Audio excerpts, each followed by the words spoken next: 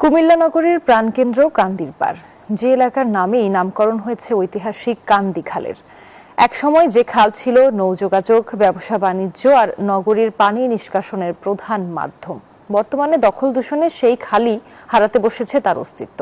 কুমিল্লা থেকে এইচ.এম. মহিউদ্দিনের পাঠানো তথ্যচিত্রের desk report. Comilla শহরের পানি নিষ্কাশনের প্রধান মাধ্যম ঐতিহাসিক কান্দি খাল হারাতে বসেছে তার অস্তিত্ব। ব্রিটিশ আমলে তৈরি এ খাল হারিয়েছে তার জৌলুস।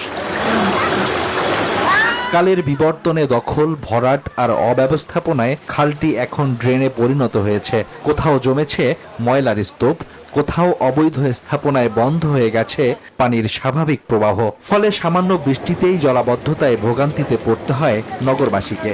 দুর্ভোগ বাড়ছে পথচারী, ব্যবসায়ী ও আশপাশের বাসিন্দাদের। কালের বিবর্তনে কান্দি খাল এখন আর কেউ চিনবে না, কারণ এটা দখল হইতে হইতে এখন কান্দি খাল ড্রেনে পরিণত হয়ে গেছে। আমাদের ড্রেনেজ সিস্টেমটা আপডেট না। কুমিল্লাতে সিটি কর্পোরেশন যে এরিয়া আছে, ড্রেনগুলোকে অনেক সংকুচিত করা হয়ে গেছে। আমি কর্তৃপক্ষের কাছে বলবো, সিটি কর্পোরেশনের কাছে বলবো যে ড্রেনেজ ব্যবস্থা যাতে ভালোভাবে করে, তাহলে আর এসব সমস্যা সমাধান অচিরে হয়ে যাবে। খালটি পুনরুদ্ধার করা গেলে যেমন জলাবদ্ধতা কমবে, তেমনি সংরক্ষিত হবে শহরের ঐতিহাসিক ঐতিহ্য।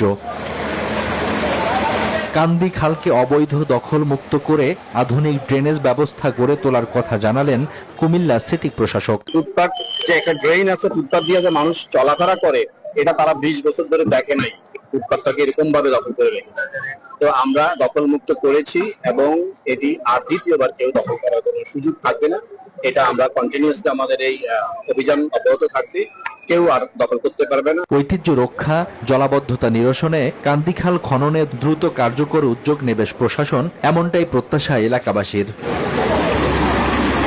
Desk report, news 24।